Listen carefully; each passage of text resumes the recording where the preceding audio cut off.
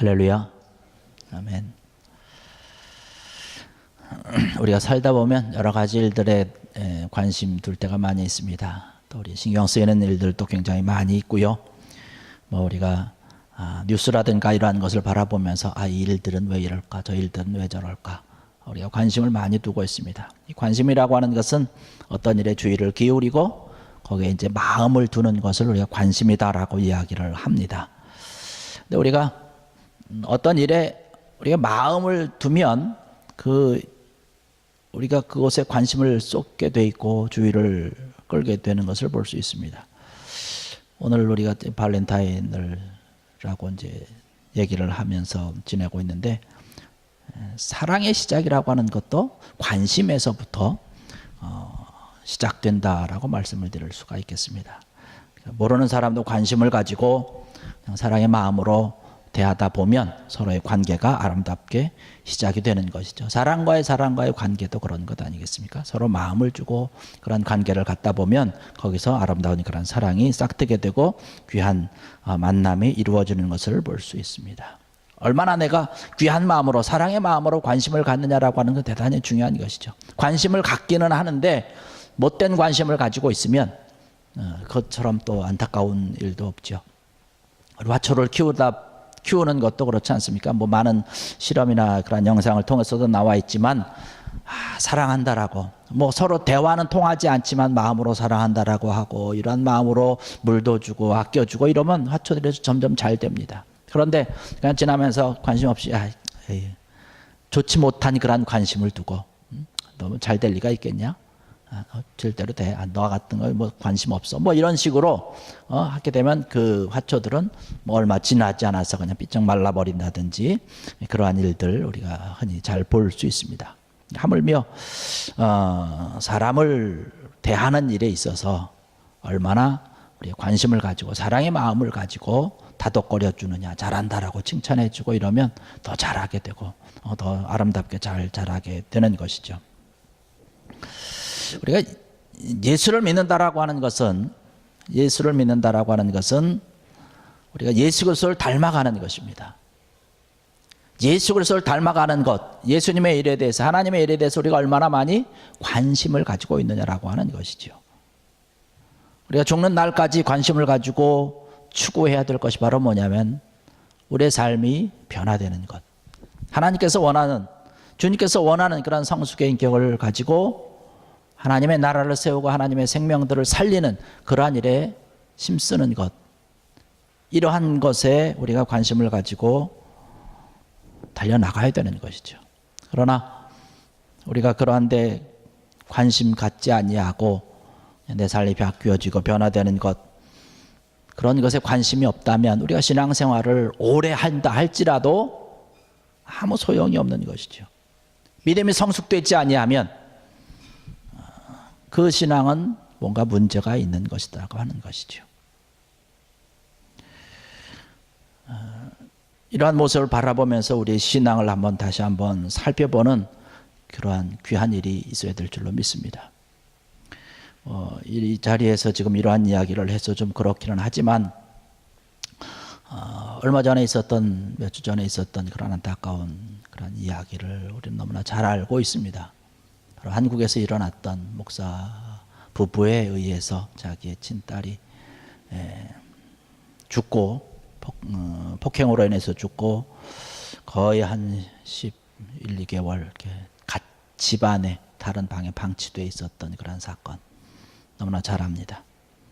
목사였고 신학 교수였습니다. 박사였습니다. 그런데 안타까운 것은 그분이 다니고 있던 그러한 교회나 신학이나 이런 것이 어떤 흔히 말해서 비주류가 아니라 정통교단이었어요.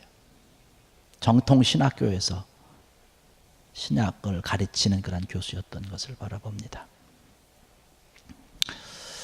그러한 소식들을 접하면서 우리가 20년, 30년 오랜 동안 아니면 태어나서부터 모태에서부터 신앙생활을 쭉 해오고 있는데 내 신앙이 바뀌어지고 변화되는, 얼마나 내가 많이 그렇게 바뀌어졌는가라고 하는 것을 우리가 좀 돌아봐야 되지 않는가라고 하는 것이에요.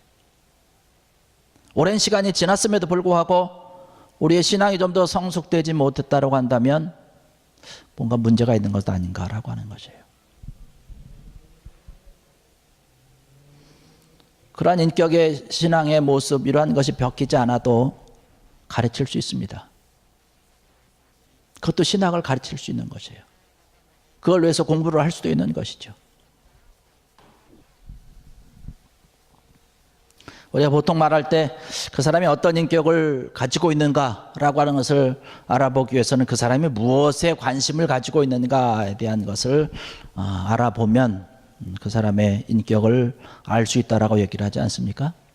유치한 일에 관심을 갖고 살다 보면 유치한 사람이 되는 것이고, 고상한 그런 일에 관심을 가지면 고상한 사람이 되는 것이죠. 우리 영적인 일도 마찬가지라는 것입니다. 그래서 영적인 일, 하나님께서 원하는 그러한 영적인 일에 우리가 늘 관심을 가지고 살다 보면 영적인 사람이 되는 것이죠. 그러한 영적인 사람이 되어야 하나님께서 기뻐하시는 자, 하나님께서 즐거워하시는 그러한 사람이 된다라고 하는 것이죠. 그런 삶이 될 때 우리의 삶이 하나님께서 원하는, 주님께서 원하는 그런 예수님을 닮아가는 그러한 사람이 된다는 것입니다. 그래서 이러한 인격의 어떤 성숙을 위해서 주님께서 말씀하시고 있는 그런 장성한, 믿음의 장성한 분량에까지 이르기 위해서 우리가 이게 필요한 것이 있다라고 한다면 바로 믿음을 가지고 있는 사람이 되어야 된다는 것입니다. 사도 바울은 오늘 본문 말씀 가운데서 그러한 얘기를 합니다. 믿음의 장성한 분량에 이르기 위해서는 믿음에 굳게 서라는 그런 말씀을 하고 있습니다. 공부하는데 왕도가 없듯이 우리가 신앙을 가지고 성숙한 그 인격, 신앙의 성숙의 그 인격에 이르는 그 길 또한 왕도가 없다라고 하는 것이죠. 믿음에 굳게 서는 것밖에 없다라고 하는 것입니다. 저와 여러분들은 모두 예수님을 믿는 사람들입니다. 예수를 믿기 때문에 지금 이 자리에 나와서 우리가 예배를 드리는 것이죠. 그런데 우리가 예수님을 이미 알았거나 혹은 예수님을 보았거나 이래서 믿은 것이 아니라고 하는 것이죠. 우리가 믿기 때문에, 믿음이 있기 때문에 예수님을 볼 수 있는 것이고 예수님을 알 수 있는 것입니다. 요한복음 11장 40절의 말씀을 보면 주님을 믿으면 하나님의 영광이 보인다라고 하는 그런 말씀을 했습니다. 그런데 예수님과 3년 동안 같이 먹고 자면서 같이 예수님의 제자로서 생활했던 그러한 가룟 유다는 예수님을 믿지 못했습니다. 그래서 예수님을 팔아넘기는 그런 안타까운 사람이 됐죠. 예수님을 제대로 알지도 못했고 믿지도 못하는 그런 사람이 됐습니다. 가룟 유다 앞에는 예수님이 거기 계셨음에도 불구하고 보지 못한 거예요. 믿지도 못한 것입니다.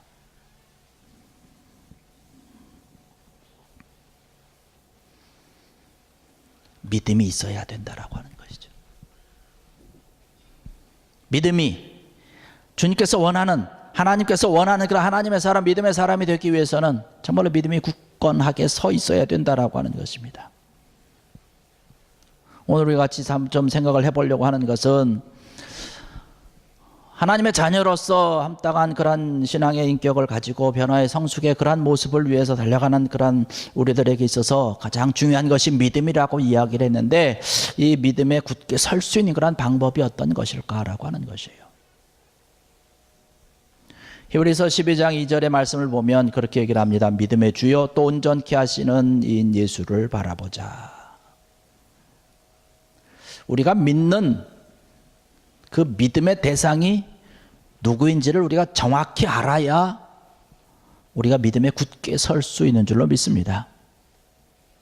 여기 히브리서 12장 2절에 있는 것처럼 믿음의 주요 또 온전케 하시는 이인 예수를 바라보자. 예수님이 바로 우리의 믿음의 주가 되신다라고 말씀을 하고 있습니다. 믿음의 주가 된다라고 하는 것은 무슨 말씀이냐면 예수님께서 우리에게 믿음을 주시는 분이라고 하는 뜻입니다. 믿음이라고 하는 것은 사실은 주님께서 우리에게 주시는 것입니다. 하나님께서 우리에게 주셔야 된다라고 하는 것이죠. 우리 믿음의 원천, 바로 예수님. 우리 믿음의 대상, 바로 예수님이라고 하는 것입니다.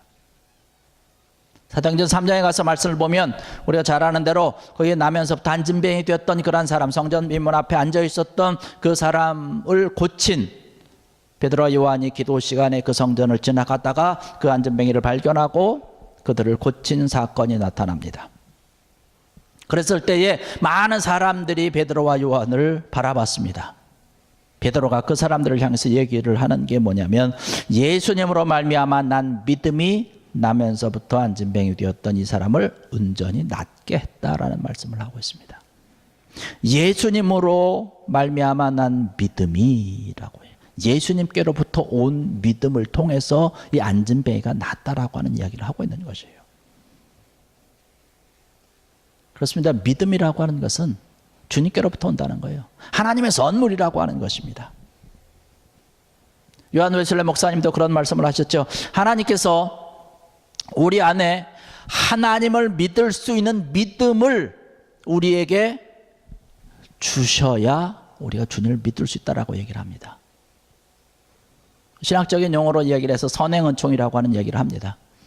먼저 하나님께서 우리를 사랑해 주셔서 하나님을 알 수 있고 하나님을 믿을 수 있는 그러한 마음과 그러한 것을 우리에게 주실 때에 우리가 거기에 반응해서 내가 하나님을 사랑합니다, 하나님을 믿습니다 라고 고백을 하며 주님을 믿고 받아들이게 되어 있다라고 하는 것이죠. 이러한 믿음이 우리에게 먼저 있어야 된다는 것이죠. 하나님께서 우리에게 먼저 주셔야 된다라고 하는 것이죠. 믿음이라고 하는 것은 이렇게 하나님께로부터 나온다라고 하는 사실입니다. 주님께로부터 나온다라고 하는 것이죠. 하나님의 전적인 그러한 은혜가 나를 선택하여 주셨고, 하나님의 사랑이 하나님을 믿을 수 있는 그런 믿음을 나에게 주셔서 나로 하여금 믿게 하셨고, 하나님의 자녀가 되었 하나님의 귀한 영광을 드러내서 하나님의 귀한 충성된 자로 여김받고 세움받았다라고 하는 사실입니다. 오늘 이 자리에 앉아서 예배드리는 저와 여러분들도 하나님께서 먼저 우리를 사랑해 주셨고 우리에게 믿음을 주셔서 우리로 하여금 주님을 알게 하시고 믿게 하시고 하나님의 사랑 가운데 사랑을 고백하고 하나님 앞에 기도하고 하나님을 찬양하는 귀한 은혜가 우리에게 있었기 때문에 오늘 이 자리에 찾아 나와서 예배드리고 영광 돌리는 줄로 믿습니다. 이런 귀한 은혜가 있어야 된다라고 하는 것이죠.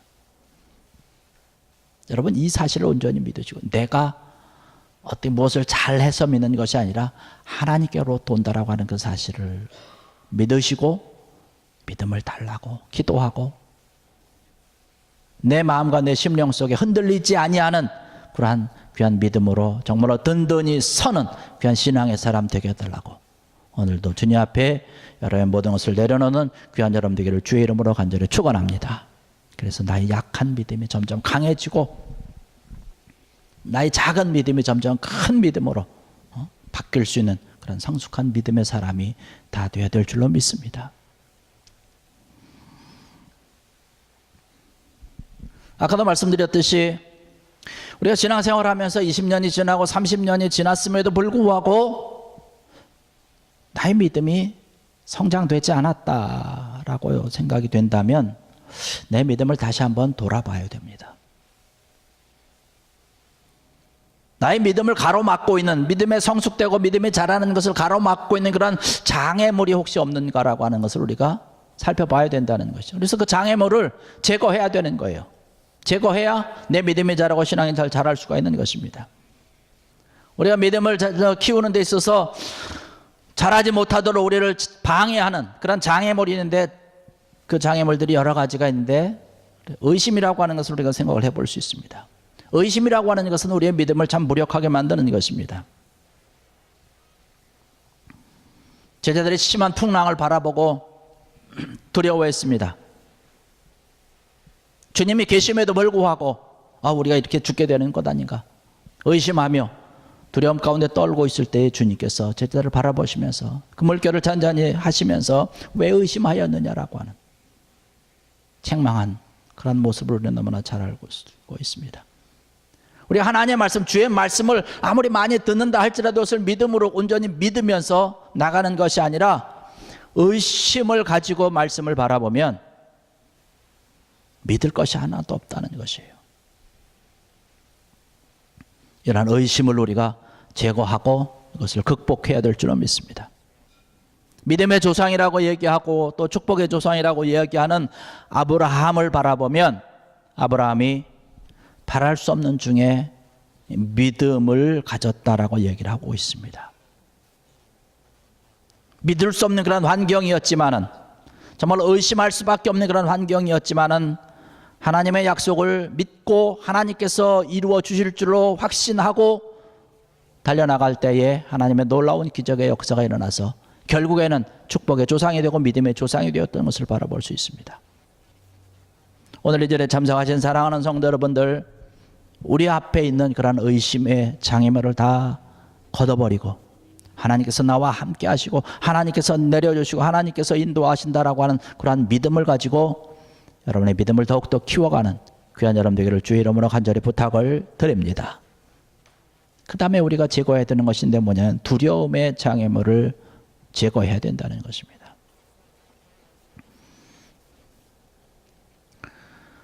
두려움이라고 하는 것은 우리가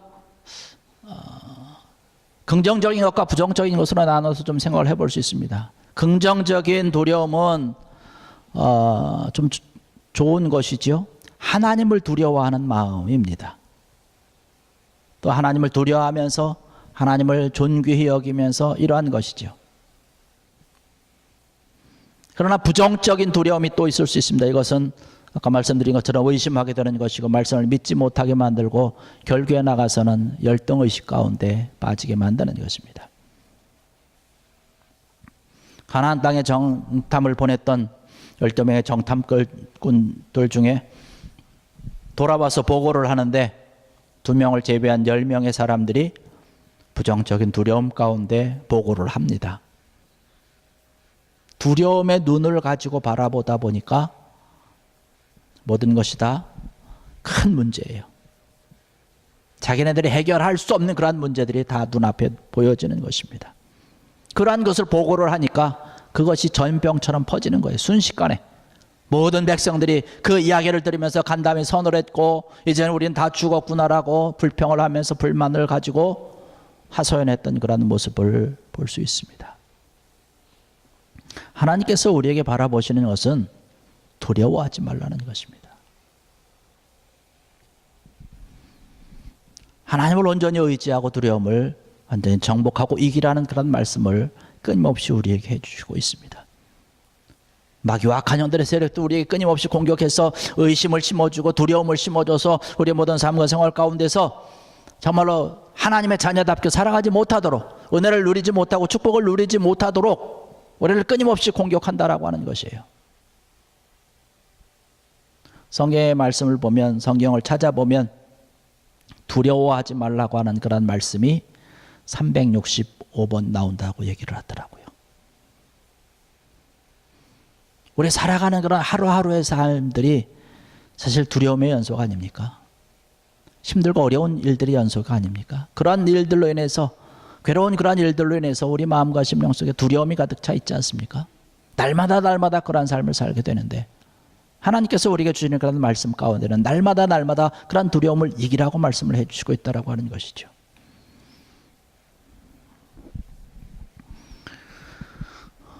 두려움에 떠는 것이 아니라 하나님 말씀 가운데 믿음에 굳게 서서 승리하는 귀한 여러분 되기를 주의 이름으로 간절히 축원합니다. 우리가 하나님의 은혜 가운데 있으면 굳건한 믿음 위에 든든히 설 수 있습니다. 로마서 1장 17절의 말씀을 보니까 우리가 금요일마다 로마서를 보고서 은혜를 받고 있는데요. 오직 의인은 믿음으로 말미암아 살리라는 말씀을 가지고 있습니다. 하나님의 자녀여 하나님의 백성이 믿음으로 살아가는 것은 당연한 것이죠.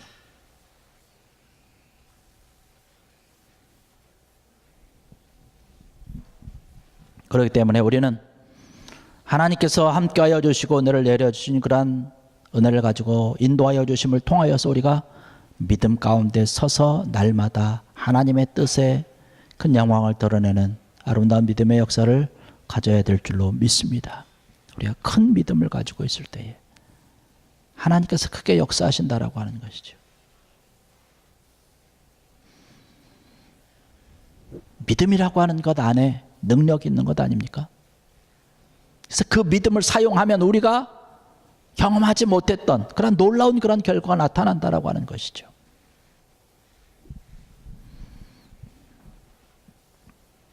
여리고 성이 무너질 때에 거기에 있었던 라합은 기생이었지만 믿음을 통해서 그의 미래가 바뀌어진 것을 바라볼 수 있습니다.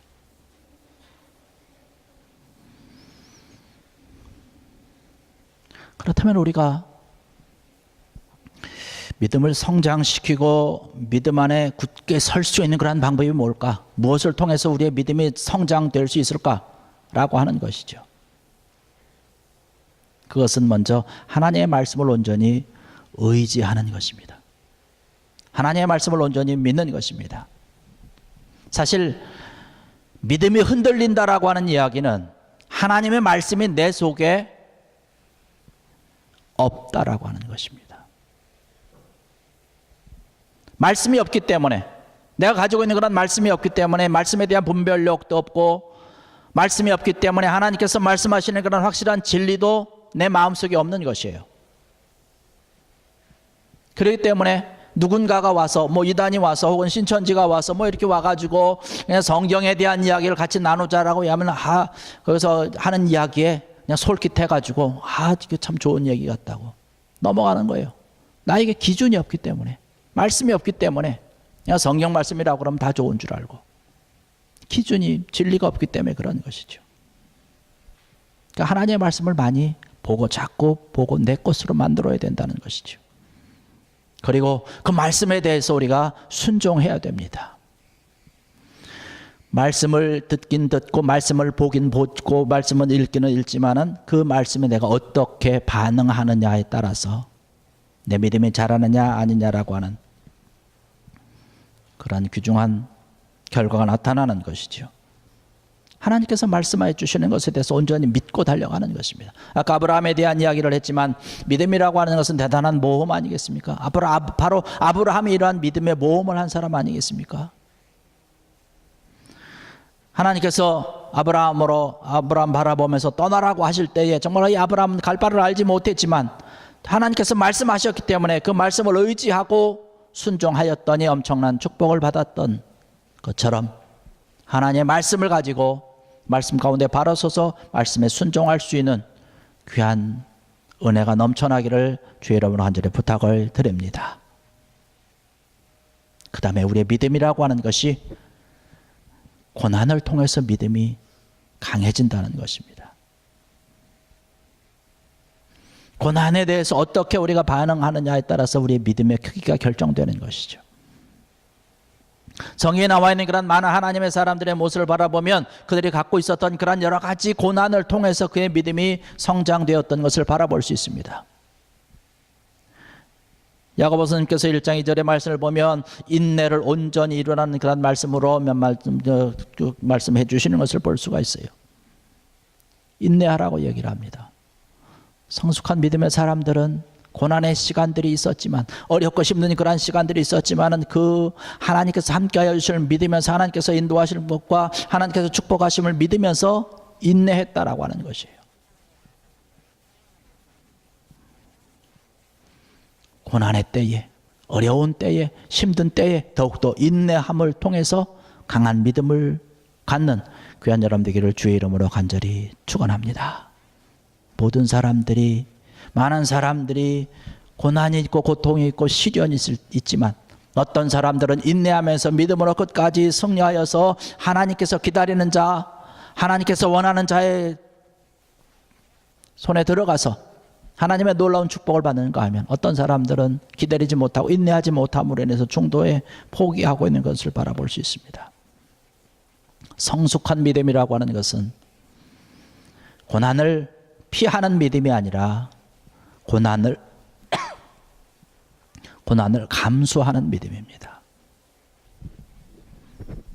그 고난 중에도 하나님을 철저히 신뢰하고 하나님을 철저히 믿는 것이 성숙한 믿음이라고 하는 사실이죠.